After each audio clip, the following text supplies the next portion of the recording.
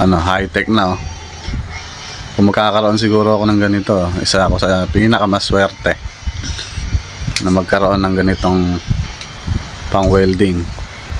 Siguro ano to, invento na naman to ng taga China.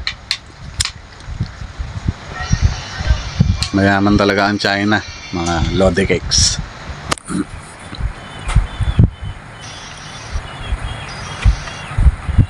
Pero yun, wala nang ano, wala nang tumatalisik na baga para mapaso tayo.